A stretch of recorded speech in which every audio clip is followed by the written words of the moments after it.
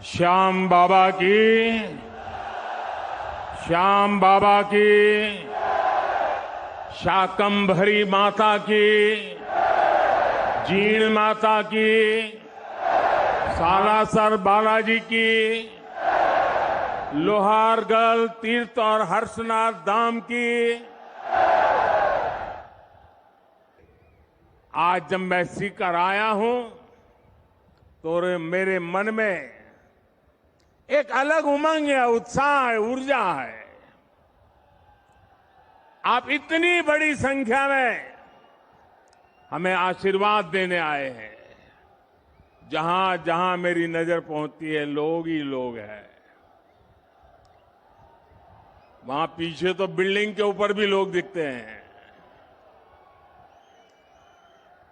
ये जन सैलाब बता रहा है कि आने वाले चुनाव में ऊंट किस करवट बैठेगा।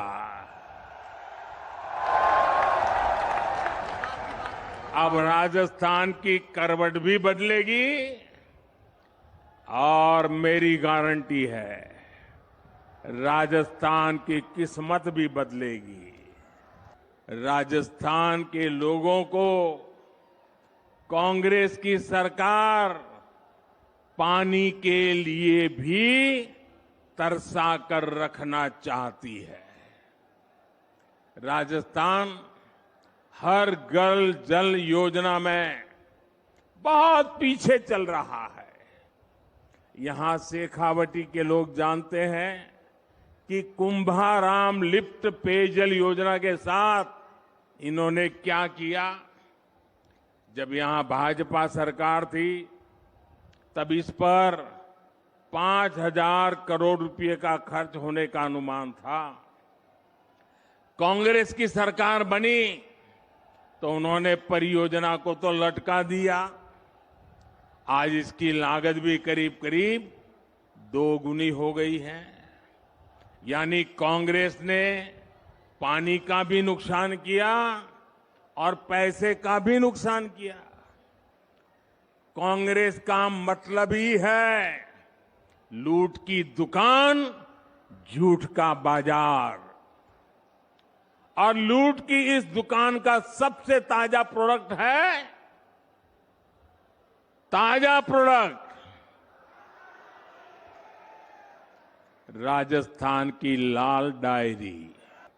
इस लाल डायरी में कांग्रेस सरकार के काले कारनामे दर्ज है।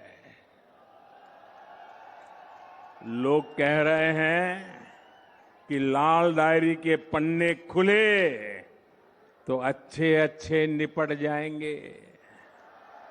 लेकिन ये लाल डायरी इस चुनाव में पूरी कांग्रेस का डिब्बा गोल करने जा रही है।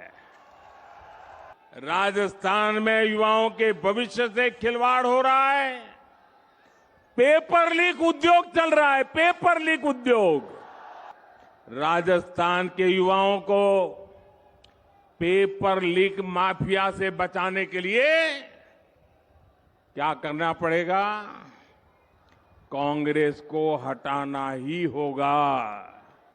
राजस्थान में दलितों पर अत्याचार चरम पर है। राजस्थान में नशे की तस्करी, नशे का कारोबार फल फूल रहा है। हमारे तीज त्योहारों पर खतरा मंडराता रहा है। कब पत्थर चलने लगे, कब गोलियां चले, कब कर्फ्यू लग जाए, कोई नहीं जानता।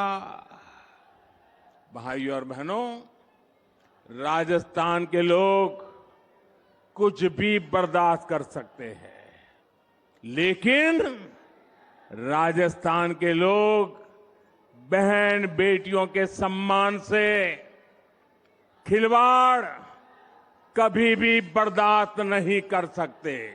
किसी दलित बहन के साथ उसके पति के सामने गैंगरेप होता है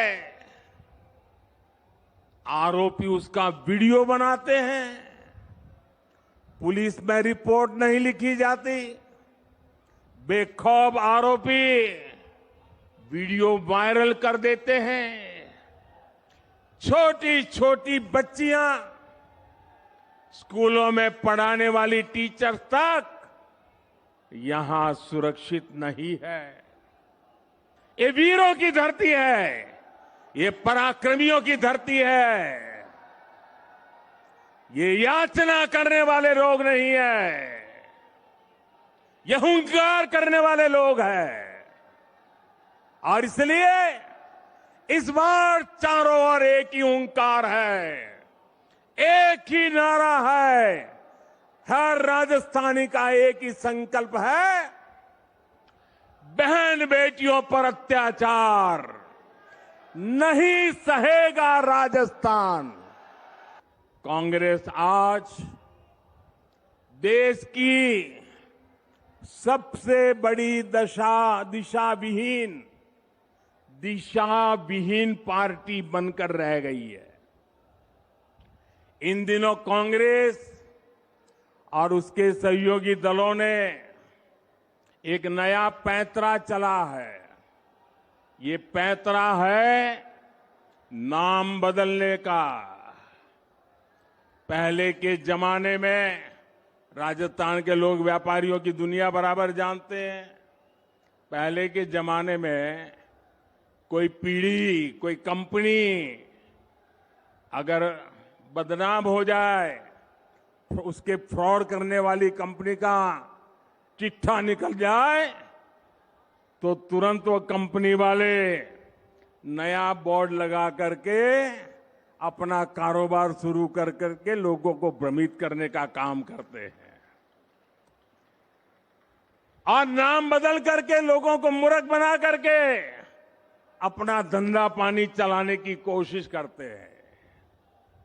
कांग्रेस और उसके साथियों की जमात ऐसी फ्रॉड कंपनियों की नकल कर रही है।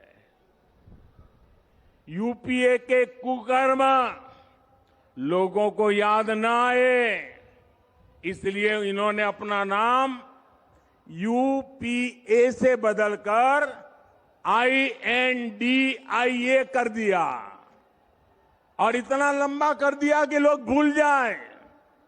यूपीए के नाम बदला है ताकि ये आतंकवाद के सामने घुटने टेकने का अपना पाप छिपा सके। इन्होंने नाम बदला है ताकि ये कर्ज माफी के नाम पर किसानों से विश्वासघात को छिपा सके। यूपीए नाम बदला है ताकि ये गरीबों के साथ किए गए छल कपट को छिपा सके। और मैं आज राजस्थान की धरती से देश के लोगों को एक और बात बताना चाहता हूं। इनका तरीका वही है जो हमेशा देश के दुश्मनों ने अपनाया है। इंडिया नाम तो ईस्ट इंडिया कंपनी में भी था। ईस्ट इंडिया कंपनी में भी इंडिया था कि नहीं था?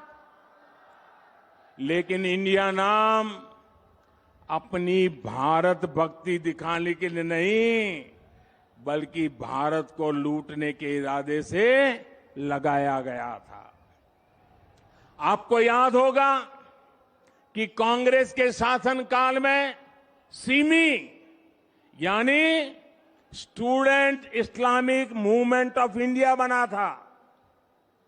नाम में इंडिया था, लेकिन मिशन इंडिया को आतंकी हमलों से बर्बाद करने का था। जब इसके कुकर्म सामने आए तो सीमी पे बैन किया गया और ये बैन हुआ तो फिर नया नाम लेकर आए। उन्होंने भी नाम बदला, PFI। सीमी बन गया PFI यानी पॉपुलर फ्रंट ऑफ इंडिया। नाम नया, नाम में फिर इंडिया, लेकिन काम वही पुराना।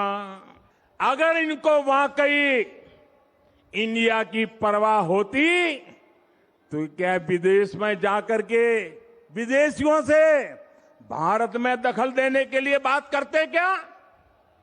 अगर उन्हें इंडिया की चिंता होती तो क्या ये सर्जिकल स्ट्राइक और एयर स्ट्राइक पर सवाल उठाते क्या?